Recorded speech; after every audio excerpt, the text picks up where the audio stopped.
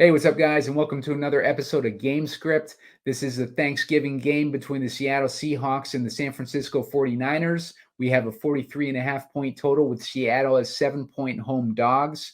These are spots that we like to target those home dogs, but it's a situation with Seattle where we don't know who the quarterback's going to be. Geno Smith is dealing with an elbow injury, and Drew Lock would be the backup quarterback. Either quarterback starts. They got a tough matchup against a powerful San Francisco pass rush. So it's going to be a difficult matchup no matter what. Meanwhile, on the other side, Brock Purdy has been on fire this season. He has been leading the league in a lot of those statistical, analytical categories for quarterbacks. And it is a situation where Brock Purdy does really well under pressure. So he shouldn't be too intimidated by Seattle's defense, who's been playing pretty well this season. So the million-dollar question is going to be, will this Seattle offense be able to put up a fight against this San Francisco defense?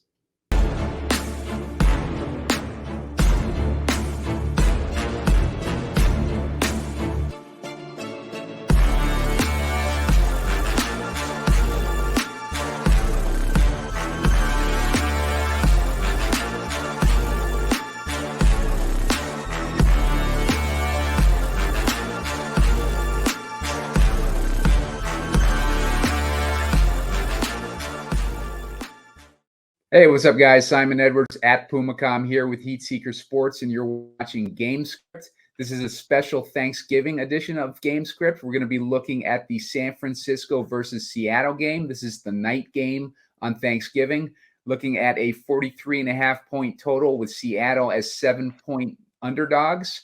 And they are playing in Seattle, I believe, Spread. So this is one of our spots with the home dogs. But I think I take the San Francisco side on this. But welcome to Spread Astaire. He's a buddy of mine who's been on a bunch of these shows with me, and we've had a pretty good run with some of our picks and our game scripts on these shows. But Spread, what's going on, man? Yeah, this is a fun one because unlike gambling where you have to take a side, I think we can build multiple different lineups with each team winning. And I'm ready to do that. And maybe not necessarily winning for Seattle, but I think if they cover, a Seattle 4-2 could get you home. That particular game script in my mind would be San Francisco gets out to an early lead. Seattle's able to move the ball down the field against maybe a weaker San Francisco defense. In fact, we saw that a little bit last week. I felt because I was on the over in that game and it was on 41. I had 41, so I was waiting for them to score there in the fourth quarter. And you just need 1 point to push me over. And I felt that Tampa did a great job in between the 20s. But then, as soon as it rolls down, my point is this team will allow you to move with the big lead. They'll allow you to rack up some stats. Will they allow you to get in the end zone? No. Because spoiler alert, I didn't get the over there. I pushed because Tampa went 0-4 in that fourth quarter. But this team will allow you to move down the field with a lead. So if Seattle covers, I think a Seattle 4-2 builds the way to go. The question is, will Seattle cover? I think San Francisco reestablished themselves as currently the best team in the NFL with that win over the Buccaneers. Yeah, and that's interesting because San Francisco does play softer coverage. So they allow those passes and those receptions underneath. But they're also allowing a league high. I was surprised. I saw this in Rich Rebar's article. They allow a league high 10.6 receptions per game to perimeter wide receivers and the fourth highest completions to those receivers. So that I thought was pretty interesting, the way that San Francisco has been dominating their opponents. But it also, I guess it makes... I think that comes down to game script. I'd really be curious, and I know we can't sort by that, how much of those receptions were with the double-digit lead by the Niners? Yeah, they had to right? be. Yeah, exactly. Yeah. And that's the interesting thing about what Spread's talking about, because you can do a 4-2 build if you believe in Geno Smith's ability to get the ball to these receivers, and it would get you different from the field. And, San Francisco... I just kind of envision them taking a huge lead in this one, but I would see a huge lead involving Christian McCaffrey and maybe one receiver, and maybe Brock Purdy is kind of kept in check. And then the Seattle side, they're just passing the ball pretty frequently on the other side, and we can get that 4-2 kind of build going. But we'll dig into that once we start building these lineups. But Spread, before we get into that too, why don't you guys hit the like button on this video? Looking for 15 likes to put out a shorter video a little bit later on. And hit the subscribe if you're not already subscribed to this YouTube page. Putting out a game script for each one of these Thanksgiving games. We'll be putting one out for the Black Friday game as well. And I just recorded a full game slate with Bobby Gomes yesterday. That's already up on the YouTube page, so check that out. And if you're subscribed, you can have access to all these shows and get the alerts and whatnot. Spread, before we dig into this player pool, what are your overall thoughts on this game and how you think it's going to play out? Yeah, I'm so tempted to take Seattle here as a better. Pete Carroll, 59%, 49 and 33 against the spread as an underdog. And I think this is a theme that we've seen in the NFL. Coaches like Vrabel, Tomlin, Carroll, these old school coaches that are defensive oriented, they know how to slow down a game and keep things close, especially at home. So that's the way that my initial lean towards this game is.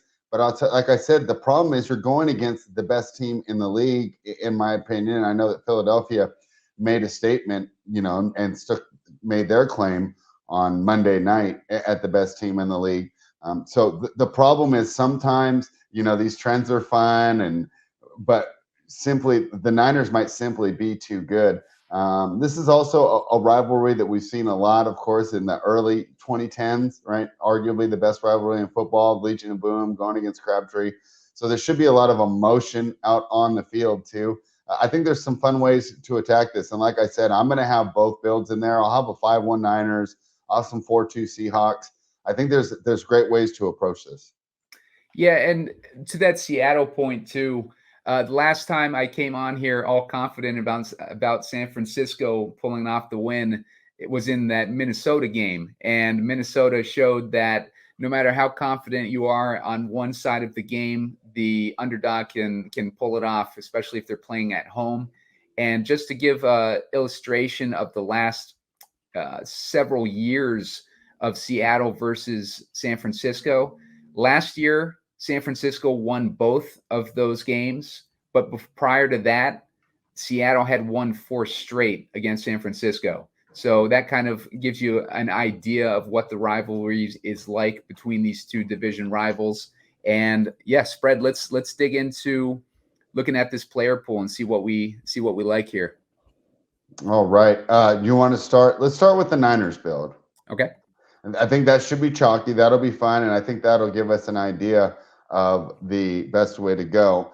McCaffrey is rightfully the most expensive person on the slate. But hey, I'm willing to go chalky here and not get different, right? He scored a touchdown in 18 of his last 19 games. Yep. Because he had he tied a record, broke a record for most touchdowns in a row, and then he had his streak broken, and then he got back in the end zone last week. He's back on top. Almost like a quarterback, Simon, where I feel like the guaranteed points are there, right? Yeah, I mean, Christian McCaffrey's about as solid as you can get, especially from a DraftKings perspective. 21 points, 20 points for basically every game except for 2 this year. And he's had a 51.7 points in week 4 against Arizona. So yeah, McCaffrey is about as solid as you can get. And if you don't have him in the captain, you at least want to have exposure to him. Probably a good portion of your exposure to him in the flex at least, Yeah. So do we want to start with the McCaffrey build, or is that just not going to give us enough left? Because he's 18K. You're really going to have to go dumpster diving. What do you think there? I think maybe for chalk purposes, let's try him out in the captain and see what we can build with that. Throw him in there now. Yeah. So we got McCaffrey in the captain. That leaves us with 6,400 per position left. Right, which means I think that already here, by doing this, we're going to go San Francisco heavy. So I don't think we can pay a lot for a run back here. Who do we want to pair him with on the San Francisco side? I like Kittle. Kittle in this matchup in particular, just because He's 7,400. He's about as cheap as you can get for these big weapons. And he's had success against the Seahawks in the past. Last year, he had a big game against them. And he is getting a lot of targets against the cover 3 coverage that Seattle likes to base themselves in. So I think Kittle's going to have a good matchup. And he's had a little bit of a tear lately. 20 plus points in the last 3 games that he's played. And yeah, I just think it's a good matchup for Kittle. What do you think there? Yeah, I mean, here's when we're talking about these San Francisco weapons, doesn't it feel like a little bit of throwing darts here, because it's going to depend on who Pete Carroll allows to be open. It's not necessarily Shanahan saying, I want to get Aiyuk involved, I want to get Deebo involved. He's going to put those guys out there and then see who's Carroll focusing on, and I'll just go to the other. He doesn't have bad options here. Yeah. They want to double Aiyuk, Samuel's going to go off. If they want to, keep everything here and just put a linebacker on Kittle, put all their best coverage corners, Witherspoon's a great player, then Kittle opens up here. And I think that because we have McCaffrey here, Kittle makes sense as the second option, because simply put, we've handicapped ourselves, right? Yeah. Right, Simon? When you put McCaffrey on there, right, you're the guy that makes $4,000 a month and your mortgage is $2,500. You're going to have to be real careful on every other dollar you spend. Right. Yeah. One thing I will say, if we're looking for, like maybe a 4-2 build on the San Francisco side, in a build like this, check out what Myers, the kicker, has done lately. 15 points last week, 21 points the week before that. But like you were saying, Spread, like San Francisco, you're going to be able to move the ball between the 20s on them. But when they get to the red zone, that's where they're going to tighten up. And Geno Smith does not do well under pressure. So I don't feel like he's going to be converting too many touchdowns in this one. But if they have success moving the ball, like maybe we look to Jason Myers to kind of mop things up in the red zone while they're still in the game. What do you think of that? Yeah, and that's not a bad idea. We do have to go cheaper with these Seattle players. And I talked about earlier watching the Buccaneers game and a lot of Niners games. And this is the new NFL. 20s to 20s, you can move the ball. Niners are excellent in the red zone. I agree with you there. Let's throw that kicker in from Seattle, and that'll be a nice run back, but it leaves us plenty of money on the table. You know what, Simon? I got to take a thing here. Yeah. No one can get mad at that guy for missing the kick to win the game. It was 55 yards. Yeah. Some of the expectations for these kickers are a little too high. Okay, I got that out of my system. But I saw a little bit of that on Twitter, and it reminded me, I had a friend who was a really good kicker in high school, and he didn't want to do it in the pros. Yeah. Moving was a big deal. He said, if you're a pro kicker, you're probably going to move 3 or 4 times. But he just, we were the age, one of our formative years was Scott Norwood missing that 47-yarder. Yeah. And he kept repeating to us, guys, 47 yards is a hard kick. He felt like the way the media was treating that was like he missed an extra point or he missed a 30-yard field goal that should have been a layup. So I just had to throw that out there about Myers, and I'm happy to have him in the lineup. Yeah, kicking is a streaky business too. And like if you go on a cold streak, you could get fired mid-season because they'll just bring in another kicker. So it's kind of a unpredictable job too. I mean, you could be the best kicker in the world, but if you get on a cold streak, you could be fired like mid-season, Right. And the other thing about those 55-yarders, they can't kick them like they would in practice because they have to get it a little higher. The farther it is, the trajectory is lower for the kickers. But regardless, we got Jason Myers as our third. We have 6,600 left, so we're doing a good job managing the salary from here. So what do we do? Do we load up on more stars and go dumpster diving? Who do you like on the lower tiers just in case? Like a Bobo. Like I will say this. Looking at these prices spread, there's 2 players that stand out to me, like sort of thumbs. One is Tyler Lockett, who has a $6,400 salary, and one is Zach Charbonnet. And Charbonnet's in a situation where Kenneth Walker is doubtful. I know it says questionable on this this DraftKings, but I think he's closer to doubtful. And if that's the case, then Charbonnet is going to get the entire workload. Now he's got a tough matchup against San Francisco's run D. So maybe like Lockett would be more attractive. Like Lockett is $600 cheaper than Charbonnet, and I believe Lockett is targeted the most against San Francisco's like their defensive alignment.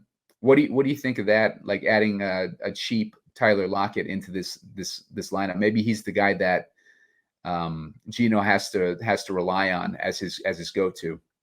Yeah, I'm in there. I just did Lockett. I actually finished that build up. I'm starting a new one right now. Okay. Because you had Lockett and Charbonnet, and where you land, it gives you plenty of options to finish out this build. My final concern there is it seems like well, I guess we went a little even. Maybe it won't be as popular. Let's see. Yeah, if we add Charbonnet, like Spread was just saying, that leaves us with 6,400. Yeah. And dude, I think we can get that 4-2 build with this, because if we put in Jaxon Smith-Njigba, maybe he's one of the guys that's racking up. But then we're 3-3. Oh, well, if I put in what I got right now is I got McCaffrey and Kittle, I got Myers, Lockett, and Charbonnet. If we add, if you so you're talking about the Seattle 4-2 build? Yeah. Okay. Yeah. So if you, I mean, you could put in Smith-Njigba, you could put in the 49ers D, which would make sense too. Having that correlation with McCaffrey and the captain. So I'm a little bit surprised by what we can add with McCaffrey in the captain, but it makes a lot of sense because a lot of times on these Thanksgiving slates, they'll make the pricing softer so you can get more studs into your lineup. But I think. Oh, is that? I was wondering because I thought that we wouldn't have any options with McCaffrey, but there's so many. We're so used to being hamstrung in these in these lineups, but yeah, this is pretty easy actually. Let's see. Is there another thing that you want to try? Like maybe we get another stud, or maybe we try going 4-2 on the San Francisco side. Maybe we get rid of. Yeah, let's try that. Let's go ahead. Let's start with. Boy, I hate to do this. If you do a McCaffrey Purdy, now you're really dumpster diving. But don't you think that could be a pretty good start? Let me put him. Or maybe do we go Purdy McCaffrey in this deal? Okay, so if I put in Purdy with the one that we had, the existing one, and I took out Charbonnet, I put in Purdy. That gives us like Purdy, Kittle, and McCaffrey, and then Lockett and Myers. And that leaves us with 3,400 left. In those options, you got Noah Fant. Fant has not been doing as well now that Smith-Njigba has been picking things up. Smith-Njigba's been getting basically all those tight end work. So you got him as an option, though. You got you got Jordan Mason as an option, but Eli Mitchell's back, so I don't see him getting too much work. Bobo, like you were talking about earlier, Bobo's in there. Yeah, I don't think he's bad. Yeah, Bobo had those. He's had a couple good games. He hasn't really done anything the past few weeks, but he's shown that upside by scoring 11 DraftKings points against Cleveland and 16 versus Arizona. So, it's possible. He does have the upside if you're looking to dumpster dive a bit. He's an option. Let's take a look at some of these other lower guys. Juszczyk, he's always interesting potential play. He scored 11 points a couple weeks ago. He's had a game against Dallas. He scored 13 DraftKings points. So he's interesting. Do you see anyone else in these cheap ranges, Spread? Jennings? What do you think of him? Yep. What is it? Third and Juwan? Yeah. You got him in here, and he's had a couple decent games, but he's got let me look at his matchup in the DVOA perspective here. If we're looking at Juwan Jennings, he's got the best DVOA matchup against San Francisco because San Francisco Seattle's giving up a decent amount to the slot receivers. They're giving up 20 DraftKings points a game, 20 and a half DraftKings points a game to the slot, and that's in the top 10 of the league. So yeah, I mean, Juwan Jennings is in a perfect spot against Seattle here. Yeah, I just built one with him in there, and I had Purdy as the captain, and I kind of liked how things went with there. So yeah, Jennings, Bobo, those would be two of the guys we can target there to fill out these lineups when we're going top heavy, because anything where you like the 49ers is going to be top heavy. I think if we go into some of these Seattle's builds, we'll be more apt to have more balanced builds, right? Yeah, because you can do it a little easier there. Yeah, for sure. And I think overall, like Kittle, and you can take your pick between Samuel and Aiyuk, because they both do have advantages versus the coverage that Seattle uses. Purdy does really well against Seattle's coverage, so I like having Purdy in there. And Seattle's been doing good against quarterbacks lately, which might depress Purdy's ownership a bit, which is perfect because Purdy, he does really well against the coverage that Seattle runs. And I like him a lot. I like that San Francisco D. I think I like, just because Geno Smith is playing hurt, and if he's forced to throw with a hurt elbow, then he's going to be mistake prone. And then if he doesn't play, then you're going to get Drew Lock in there subbing in for him against that San Francisco D. And we've seen Drew Lock with the mistakes that he can tend to make. Let's see. Other than that, I like Jaxon Smith-Njigba too, just because of what we were talking about earlier with the underneath passes. And I think that would set up Smith-Njigba really well. And he's only 5,400 spread. Is there any other guys that stick out to you, like on this general slate? What do we do with Geno? I mean, he came back in the game. Yeah. And it's not like he came back and was ineffective. He actually led them down there for the field goal. I kind of wanted to see Drew Lock in there just because I think he's funny. But yeah. I think Geno's going to be I think Geno's going to be all right. Yeah, I would guess that if he plays, he's going to be playing because he's at least like 70%, 80%. Because it'll take. What do you think it would take him to be for Drew Lock to come in? What percentage of? I think it's almost positive that he's going to start. The question is, will he get knocked out during the game again? Which going against this fearsome defensive line is a possibility. Yeah. Mm-hmm. And they just picked up Chase from Washington on that line too. So yeah. I think I'm going to fade. Let's build a Seattle. Let's build the Seattle lineup just since we're on this subject. If we're thinking that Geno Smith is going to be healthy enough to last the entire game, that's going to be the premise of this build, right? Yes. Who do we like as captain? What game script do we envision if Seattle takes this game and pulls off the upset? They are playing at home, so I think you run Geno. Don't you think there's just too many options? I mean, I guess Metcalf would be the other one I would consider at captain. Yeah, I mean, I think Metcalf or Lockett would be the options for me, and I just think that Geno is not the type of quarterback that I like to put in the captain position. He's the type of guy that I think you can lock in on one of those receivers. Let me check the past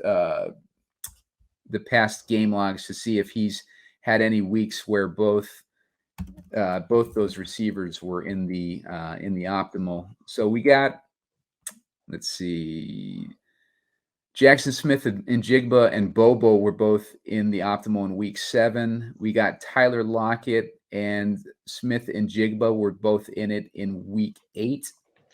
So if you wanted to look at double stacks, And then other than that, I don't really see any other weeks where two of the Seattle Seahawks receivers made it into the optimal. Yeah, So I think you kind of got to take a stand there. Yeah. And obviously the pricing is going to make Lockett so much more attractive, which is another reason why I want to go with DK.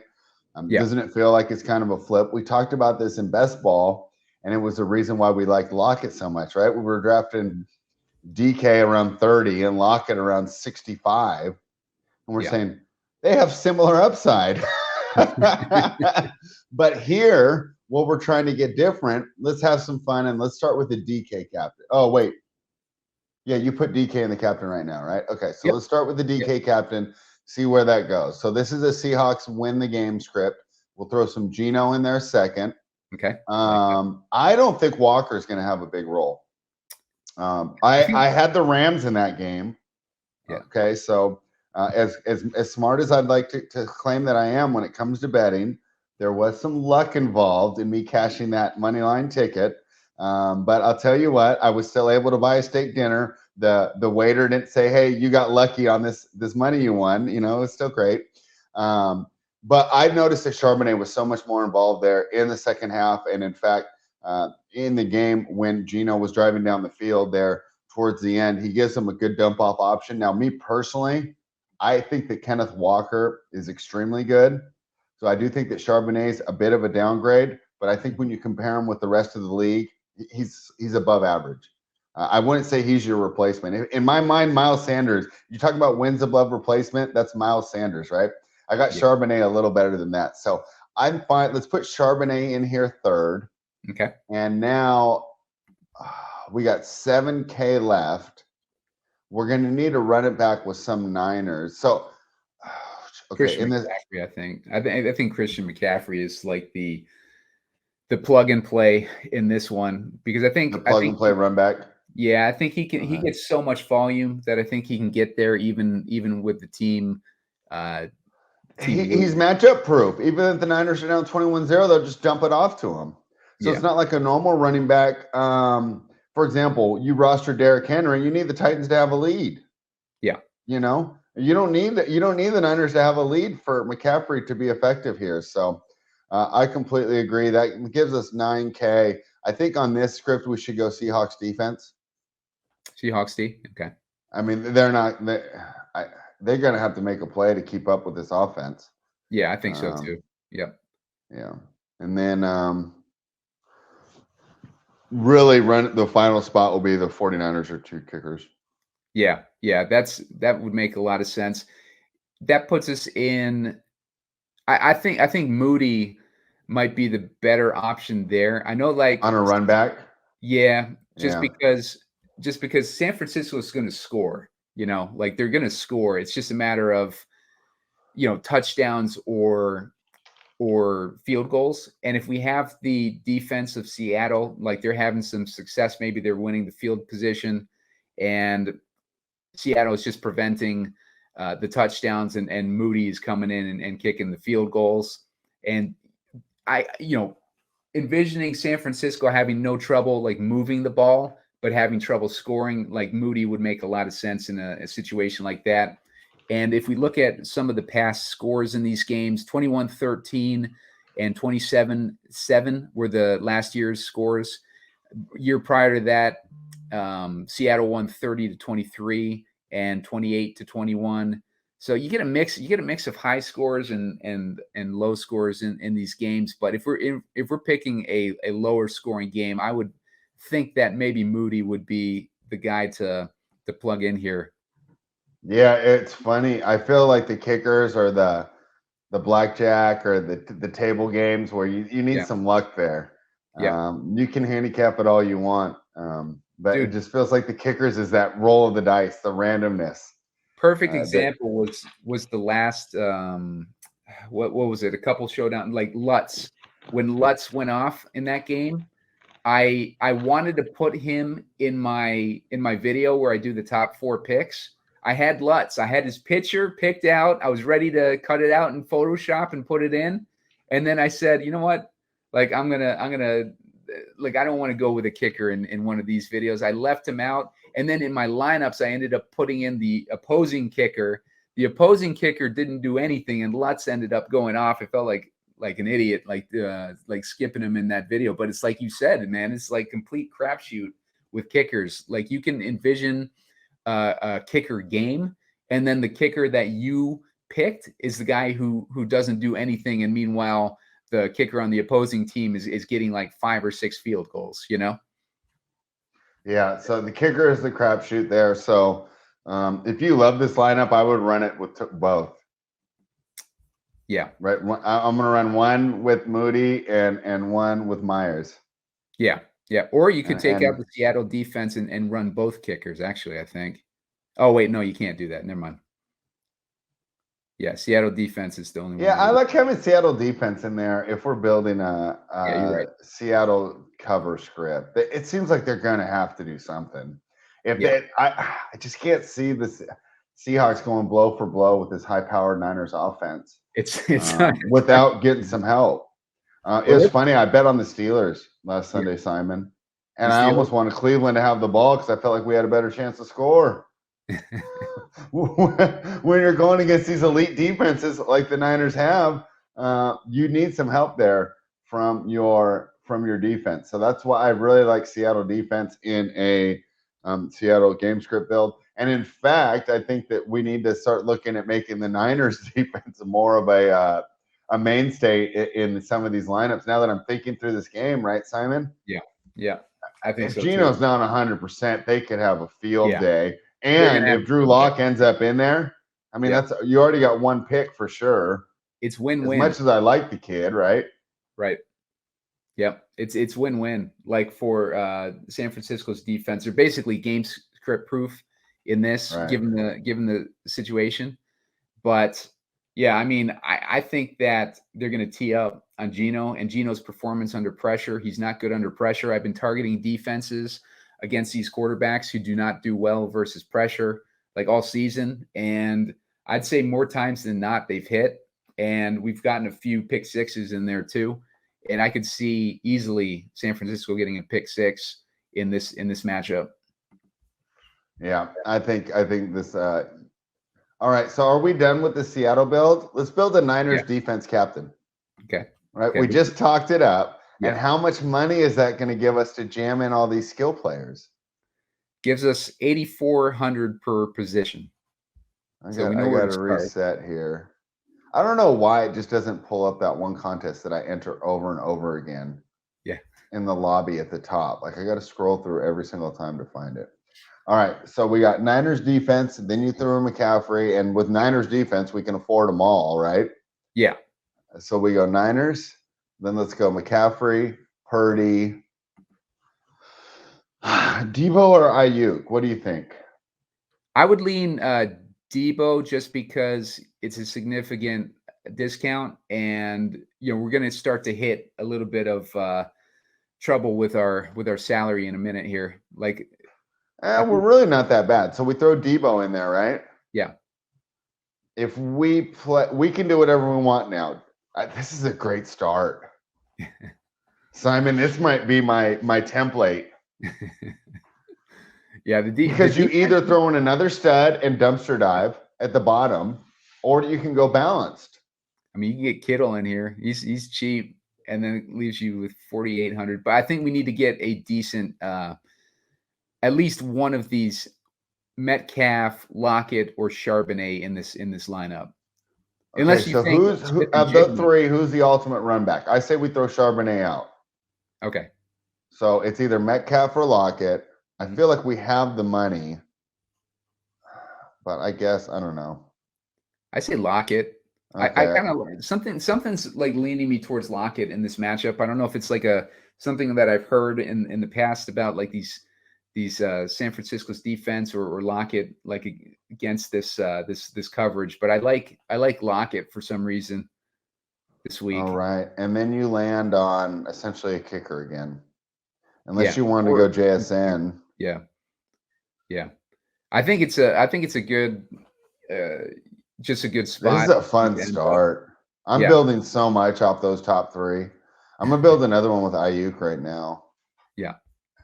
Yeah, there's a lot of ways that you can go in this slate tonight. I like I like how the matchup is shaping up. I think there's kind of a clear, to me, and like I said, this could easily go south on me, but I think it's pretty clear dominant, performance by San Francisco in this game. And I like the San Francisco side a lot. I think the tricky part's going to be trying to get different with building your San Francisco lineups, but doing stuff like putting the defense, it's a risky move putting the defense in the captain because you need them to get a pick six at that point. They could easily get like 6 sacks and 2 interceptions and, like no pick six. And then you're looking at a DraftKings point total that's not enough to cover the captain spot. But, like there's all sorts of scenarios that we can build with, I think, in this type of lineup. I think a lot of San Francisco guys have a good matchup against Seattle. But Spread, let's try one more before we jump out here. I just want to mention up the 49ers captain build. Mm-hmm. You can throw McCaffrey, Purdy, Aiyuk, and Deebo in there, and you still have 2,400 left. There you go. And then you guys, and then you can just dumpster dive your last spot. Third and you can do one with Bobo. Yeah. One with Jennings. I guess one with Juszczyk. One with Disley. Yeah. I could imagine that one being really good. Yeah. Yeah. Right? And it's just getting that dumpster dive right. It's like you said, like, because Spread, like if you're entering, we were talking about this before the show, that $3 contest is perfect if you like to play around with your lineups. If you like to experiment and go a little crazy with them, the $3 contest is great for that because it's a 20 entry max. So if you're playing with a small budget, it's a perfect contest to enter because you still get to play a lottery a little bit. You get to play a lottery. You're on even ground with your competitors because there's not going to be people entering 150 lineups into that contest.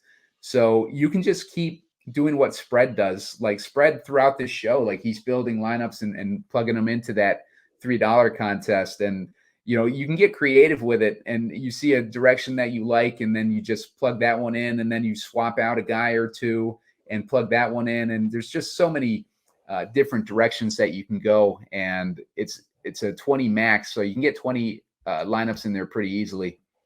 And the thing I love about this, Simon, when you're hand building these showdowns, because I don't hand build Sunday slates. Mm-hmm. I don't hand build NBA slates unless it's a 2-game or less, which is cool because you're using the optimizer and you can win money. But I feel like this teaches you more, right? Just like the experience of being on a poker table, you could read the book and understand optimal game theory, but you actually have to get out there and implement it to understand it. I feel like by doing this and hand building these 20 lineups, I usually don't get to 20. I usually get between to 10 or 13. Yeah. But it's a better exercise in building the game script in your head and then seeing how the salaries allow it. And you know what? I'll be honest, this is a great slate. You mentioned it. This will be a good one for a beginner. Yeah. Because you're not going to get frustrated. You can get people you want in there. It feels like it's so much easier than the last one we built. It's funny, Spread, that you say that because with Showdown, it really is more of a thinking type of game when it comes to DFS. Like I have had my biggest wins, like the ones that have actually taken down those big tournaments, have been hand-built lineups. And I try to do the optimizer with it. I'm never happy with the way, if I set all the rules and stuff and the optimizer, spits out the lineups, I'm never happy with the way that the story is told in those optimizers. And when you're doing it by hand, you get to really think it through. You get to say, okay, if this guy does this, then this guy does that. It's like your head is a sim, right? You're coming up with your own simulation in your head on how the game can play out, and you're not having to rely on the optimizer. And that's what I like about Showdown in general, is it's more just kind of thinking through the game script as opposed to, like bumping up guys' projections, running it through an optimizer and seeing what pops out. So I do like doing what Spread said and just kind of going into that, that 20 entry max and just building lineups as ideas come to you, because you get to be like really creative. And I think optimizers take away a lot of that creativity when it comes to building lineups. Exactly. So this is why this is a lot of fun, and I felt like it's even helped me on the larger slates. Yeah, for sure. As you start thinking through the games, and then, hey, let's just do this exercise, and I'll take 2 to 3 minutes and do it for each game, and that's how I adjust my projections in the optimizer. But I feel like the experience of doing this with you and spending an hour on one game, going through all the different possibilities, really, because this game isn't simply knowing football. The game is knowing the prices. That's why a lot of successful DFS players do multiple sports. I remember as a bettor, I'd say, how do you do so many sports? And they say, I don't need to know the sports. I need to know pricing. Right.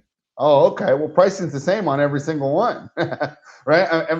The pricing concepts are the same. It doesn't matter if it's hockey, NFL, baseball. So take advantage of these things, and it makes the DraftKings experience, or FanDuel if you use that one, so much more fun. Yeah, I think so too. And it's what I've noticed from my experience with Showdown versus my experience with the main slate or whatever. I think it's unless you're playing like single game entries and stuff like that in the main slate, which I like to do, because that way, like you're kind of if you're playing with a lower budget, you're evening out the playing field a little bit. But with doing these showdowns, I feel like if you're able to think a game through, then you're able to even out that playing field. Like, perfect example was like in the beginning of the year, I had a single bullet hand-built lineup into the $15 contest, and I came in third place. And that's just because, my experience with knowing, you can think these things through. You can do a lot of research on the analytics, find out who has the best matchup, and then you pick that guy as captain.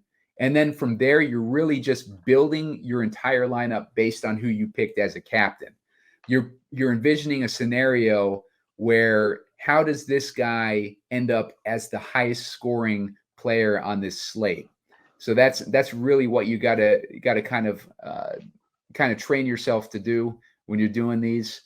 And Spread, maybe we try that with Kittle as a captain in this one. What do you think of that? Let's do that. Let's do a Kittle captain. You talked about his advantage matchup here, and I think that when that's why I thought this one was fun when you chose this of the 3 showdowns, because the 49ers have this diverse offense.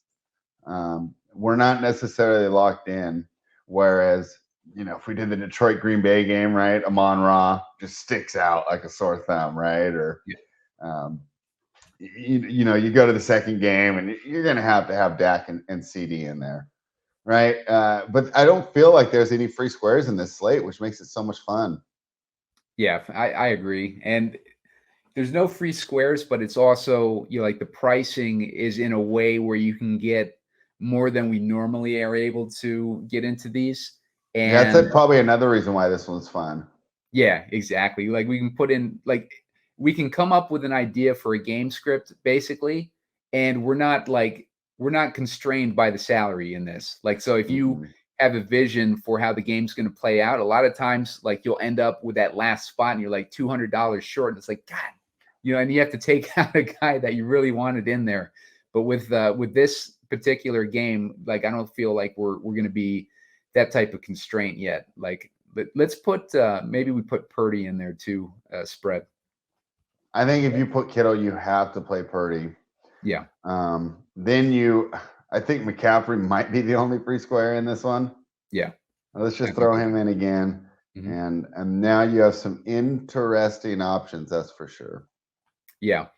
I think from here, we've talked up the 49ers D, and that's going to give us a little bit of salary relief. I like him in the flex better than captain, but I don't hate him in the captain either.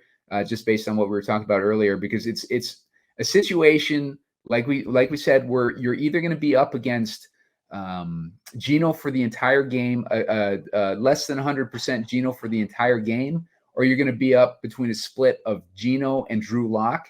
And Drew Lock is a interception machine. So if you put the 49ers D in there, like I think that they can pay off that $5,200 salary, and it gives you that relief that we need. With the injuries around Geno and how good this defense is, if I do my exposures, it's going to be McCaffrey 149ers defense too. I just, if they don't get there, they don't get there. But it just seems like the play here. If Drew Lock comes in, I mean, they should be 10K. Yeah, yeah. I mean, they're in just such a good spot. I mean, it's hard to envision them not doing what I was saying earlier with getting maybe 6 sacks and at least 2 interceptions. You got to figure that there's going to be some kind of a fumble or opportunity to score a touchdown in there somewhere. Their pass rush is just too good. Like they got Bosa, they got Chase. Who else do they have on that pass rush spread? They got such a good defense. They have Eric Armstead as well. Yeah. And then what was crazy was they signed Javon Hargrave, who was so good with the Eagles last season. Yeah. And then so they have him too. And I remember when they signed him for $90 million and Bosa was holding out, I said, if he's worth $90 million, Bosa's worth $300 million. I mean, give him whatever he wants, right? So yeah, arguably the best defensive line in the league. And I'm sure that Philly would love to argue, even with the loss of Hargrave. I mean, hey, they replaced him with Jalen Carter. They did pretty well there. Yeah. So that's a good, just such a good spot for the 49ers. And you know that they're going to probably, Seattle's going to be forced into passing a lot more than they're comfortable with. They're missing potentially Kenneth Walker. It's looking like he's on the doubtful side. If they're missing Kenneth Walker, they got no safety valve or anything. They're relying on Charbonnet, who's not a bad player, but he's not Kenneth Walker, like Spread was saying earlier. And there's just no way out for Seattle in this game. And if we're building the lineup like this, I think we got to put in Lockett or Smith-Njigba. I think Smith-Njigba is going to be getting all those short passes. I think this might actually be a high volume game for Smith-Njigba. Bob Gomes, I was on a full slate show with him earlier, and he was talking up Smith-Njigba too. He likes Smith-Njigba in this matchup. I really like him in this matchup. Some of the idea of how some of these slot receivers have done against San Francisco, guys that have shown up in the optimal: Christian Kirk, Tyler Boyd, TJ Hawkinson might as well be a slot receiver. And then you have guys like Amari Cooper, who's not really a slot, but he's kind of got that type of traits. Jordan Addison, who's a wideout. Jamar Chase, who's obviously a wideout. But I think Jamar Chase was running a lot of slot routes when they played against each other. So yeah, it's just a who's who of slot receivers who've had success, and I think that Smith-Njigba would be a good guy just to plug in. That leaves us with 6,300 in salary. That leaves us in that kicker range if we want to go there, or our guy, I guess Juwan or something like that. If we wanted to go a different route and put in Lockett, we're going to have that extra salary. Let's see, where's Lockett at? We plug him in, and that basically leaves us in that same spot with the kicker options. And so, I mean, since we're in the same spot, do we like Lockett more than JSN though, right? Yeah, I think so. Yeah. I think you plug Lockett in one, but you do one where you plug in Smith-Njigba instead and leave that salary on the table. Because I've been burned by that in the past, where I had Odell Beckham. I had a build, right? It was the San Francisco 49ers versus the Cleveland Browns, and my last spot came down to Chubb or Beckham. And I went one lineup, I did Chubb, one lineup I did Beckham, and it turned out that the Landry ended up being the guy that I needed to plug in, and that would have left a couple thousand on the table. Jarvis Landry. And if I'd have just plugged in Jarvis Landry, I would have won like a couple $100,000. So wow. Yeah. So I mean, that I've learned from experiences like that if you're going to do this type of build, make sure that you're doing a version with Lockett and you're doing a version with Smith-Njigba in there for sure. Yeah, I think that's a great point. Yeah. And maybe we can even do no, I think Metcalf might be too expensive. If we put in Metcalf instead, that's 3,300. That puts us in that Bobo Jennings range. Yeah, I think the kickers and the defenses, that's a clear tier above. Yeah, for sure. Yeah. Yep, agree with you on that. Well, Spread, is there anything else that you wanted to try out on this slate? No, I think we have a bunch of fun builds, and we've gone both ways with both teams. So we have that fun 4-2 Seahawks build, and that's probably the ones I'll be rooting for because it's so much chance of duping. What was the last one we did together? I think in that $3 contest, the winners only got $250. Or what I tell you, there's like 252 people that duped it. Oh, yeah, it was on nights like that. Like it's like, well, I already knew I wasn't going to win because we already talk about we don't play those super chalk lineups. We're shooting for the stars here. So when you see 252 people on first, you're probably not going to see mine or Simon's name on the list. We're definitely getting a little different here, but I think that we've explored a lot of fun options, and I can't wait to see how this game turns out. I wouldn't be surprised to see Seattle put up a fight here on prime time. So it could easily happen, man. I thought that Minnesota game was a lock for San Francisco, and that was, I think, maybe the first game of their little losing streak there. But yeah, no, it wasn't. It was the second game. So the idea was they were coming off the loss. They were supposed to bounce back. They got some people back, but I don't think they had Trent Williams still, which should have been the red flag for us. He's become so key to that team. But this team's fully healthy now. So they're back, in my mind, to being the best team in the NFL. Yeah, for sure. I agree with you on that. Like, I like them. I think the Eagles have come around. I think that, my negative bias against the Eagles has kind of worn off a little bit as I've watched them play more these last few weeks. I like the Eagles, and I like San Francisco. I think it's going to be an NFC year for the Super Bowl this year. What do you think, Spread? I don't know. I really don't.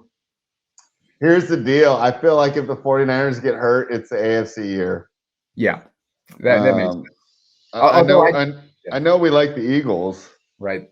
And they could be good, but boy, I just wonder whoever emerges from that AFC is going to just have proven that they have that high-powered offense that might be able to win a duel with Jalen Hurts, because we know that team is a little better. So I don't want to go there yet, because we saw how much weaker this 49ers team gets just without Trent Williams.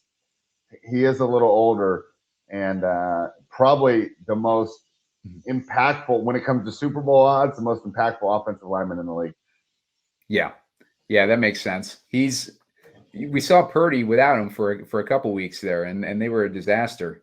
And Purdy was throwing a bunch of uncharacteristic interceptions and whatnot. And yeah, it's just good that they got him back. And Purdy, what do you think of the Purdy for MVP talk?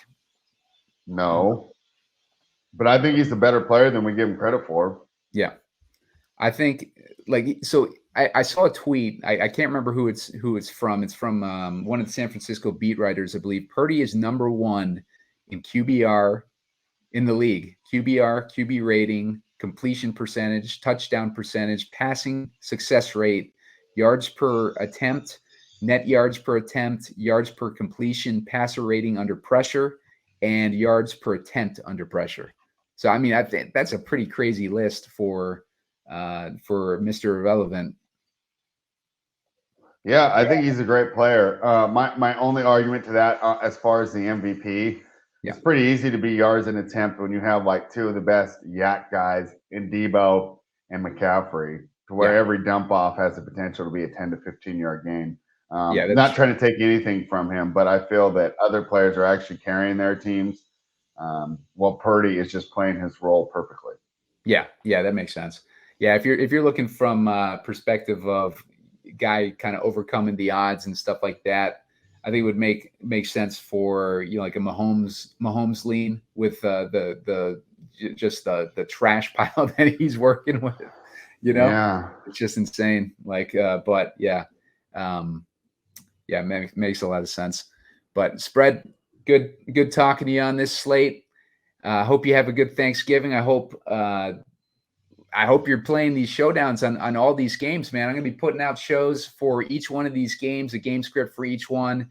So make sure you hit this like button. Make sure you hit subscribe, and make sure you watch those other shows. I got the show up, like I talked about, with Bob Gomes already. I'm recording one a little bit with Head Chopper. We're going to be doing the Dallas game. Head Chopper is a big fan of the Dallas Cowboys. So you're going to want to check that out. And beyond that, Spread, where can they find your stuff, and what kind of content you got coming up?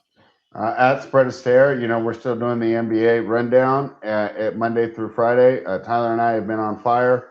If you're in the Houston area, check out ESPN 97.5, the game at 7 your time. I can't remember what time that is. 7 your time, though, if you're in Houston. And, of course, follow me on X/Twitter at Spread Astaire. I like it. All right, guys, thanks for watching, and I'll be putting out that rest of that content pretty soon, so keep an eye out. Thanks, guys.